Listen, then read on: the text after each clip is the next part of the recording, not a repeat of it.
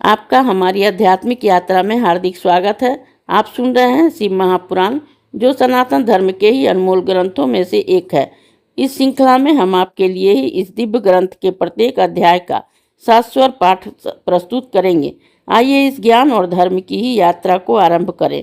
भगवान महादेव की महिमा और उपदेश से ही सजी इस पावन कथा के साथ ही ओम नमः शिवाय। 36वां अध्याय, वीरभद्र का ही अद्भुत पराक्रम। ब्रह्मा जी बोले कि उस समय इंद्र विष्णु जी का परिहास करते हुए ही अपनी प्रशंसा करने लगा और देवताओं सहित ही हाथ में वज्र लेकर वीरभद्र से युद्ध करने को आगे बढ़ा। तब उसका यह उद्योग देखकर ही विरोधी से भिंगा मुख दक्ष अपनी स्त्री सही थी उनके पास जाकर बोला कि हे देवराज, आप लोगों के बल पर ही तो मैंने इस महान यज्ञ को आरंभ किया है, क्योंकि मैं जानता हूँ कि आप ही लोग सत्य कर्मों की सिद्धि के प्रमाण हैं। दक्ष के इस वाक्य को सुनकर ही देवताओं सहित इंद्रदेव शिव की माया से मोहित हो युद्ध करने के लिए ही आगे बढ़े। उनका शिवगणों से ही घोर युद्ध हुआ। याज्ञिक ध्रुव जी ने दक्ष के संतोष के लिए ही शिव जी के गणों को उच्चाटन किया। भूत प्रेत पिशाच पराजित होने लगे। तब यह देखकर वीरभद्र को बड़ा क्रोध आया और उस महाबली ने महात्रिशूल ले देवताओं को गिराना आरंभ किया। देवता दक्ष सिद्ध चारण सभी उनके त्रिशूल से घायल हुए। उनकी भयंकर मार से कितने ही देवता कट मर कर खेत रहे और कितने भी भाग चले। देवताओं की भयंकर पराजय हुई। इंद्र जैसे लोकपाल की कठिनता से युद्ध क्षेत्र में खड़े रहे। तब उन्होंने देवगुरु बृहस्पति से अपनी जय का ही उपाय पूछा। बृहस्पति भगवान शंकर का स्मरण कर इंद्र से बोले कि हे इंद्र, मैं क्या कहूँ? जो सिद्धांत पहले विष्णु जी कह गए थे वही परिप्रधान है। शिव जी का विरोधी कभी सफलता और विजय लाभ नहीं कर सकता है। तुम मूर्खो, जो लोकपालों सहित इस यज्ञ स्थल में आए, ये परम कुपित शिव जी के गण इस यज्ञ में विघ्न करने आए हैं। इसके समक्ष तुम क्या पराक्रम करोगे? ये तो अवश्य ही विघ्न करेंगे। इनके द्वारा इस यज्ञ के विघ्न नाश का कोई उपाय नहीं हो सकता है। ब्रह्मा जी कहते हैं कि जब बृहस्पति जी ने ऐसा कहा तो उनके इस वाक्य को सुनकर इंद्रादिक लोकपालों को बड़ा ही खेद हुआ। इसी समय अपने महावीर गणों सहित वीरभद्र के मन में शंकर जी का स्मरण कर इंद्रादिक देवताओं से कहा कि हे मूर्खो, तुम लोग इस यज्ञ में क्यों आए हो? अब तुम सब मेरे पास आओ तो मैं तुम्हें इसका फल दूं।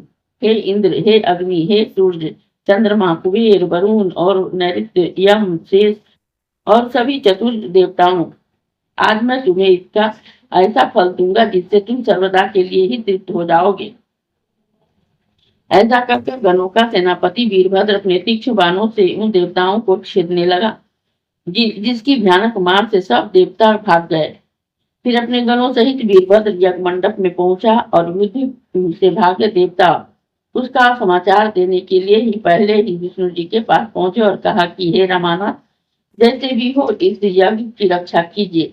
तब ऋषियों ने ऐसा कहने पर ही विष्णु जी वीरभद्र से युद्ध करने का सन्नद्ध हुए। सुदर्शन चक्र लिए ही चतुर्भुज भगवान विष्णु यज्ञ मंडप से बाहर आए। उन्हें देखकर वीरभद्र की त्रिपुटियां टेढ़ी हो गई। उसने अत्यंत क्रुद्ध हो विष्णु जी से कहा कि हे विष्णु, क्या आपने भी शिव जी के शपथ का ही उल्लंघन कर दिया है? भला आपका चित्त ऐसा क्यों हो गया? क्या आप शिव शपथ का उल्लंघन कर सकते हैं?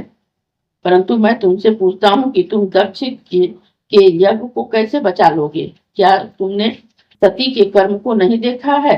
क्या दधीचि ऋषि ने जो कुछ कहा था उसे तुमने नहीं सुना? अच्छा, तो तुम दक्ष के जिस यज्ञ में पूजित होने के लिए आए थे, आज वही पर ही मैं तुम्हारा वक्ष अस्त्र फाड़ूंगा।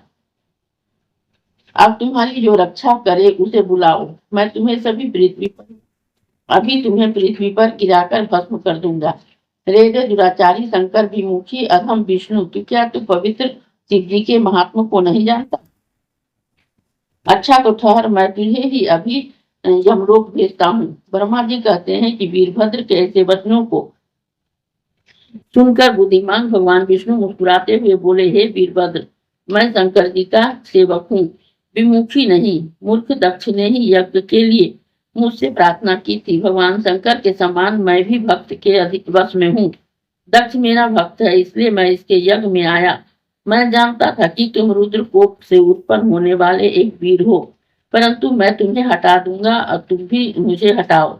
जैसा होगा देखा जाएगा। यह सुनकर वीरभद्र ने एक लंबी सांस लेकर हंसते हुए विष्णु जी से कहा, हे महाप्रभु, मैं तुम्हारी परीक्षा ले रहा था, परंतु अब मुझे यह जानकर प्रसन्नता हुई है कि तुम मेरे प्रभु के भक्त हो। अब मैं जान गया कि जैसे शिव हैं वैसे ही तुम भी हो। विष्णु ने कहा कि नहीं, तुम निशंक हो, मुझसे युद्ध करो। मैं तुम्हारे अस्त्रों से व्याप्त होकर ही अपने आश्रम को वापस जाऊंगा।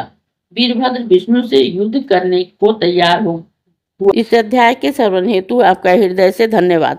हम आशा करते हैं कि शिव महापुराण की यह दिव्य कथा आपको आध्यात्मिक शांति और गहन ज्ञान प्रदान कर रही होगी। कृपया अगले अध्याय के लिए हमारे साथ जुड़े रहें और अपने सुझाव एवं भावनाएं कमेंट के माध्यम से अवश्य साझा करें। धर्म, भक्ति और ज्ञान की इस पावन यात्रा में आपका साथ हमारे लिए अत्यंत मूल्यवान है। ओम नमः शिवाय। यदि यह प्रस्तुति आपको पसंद आई हो, लाइक करें, कमेंट करें, सब्सक्राइब जरूर करें, बेल आइकॉन दबाना ना भूलें ताकि अगला अध्याय आपसे छूटे नहीं। और इस पावन ज्ञान को ही शेयर करें अपने परिवार और मित्रों तक।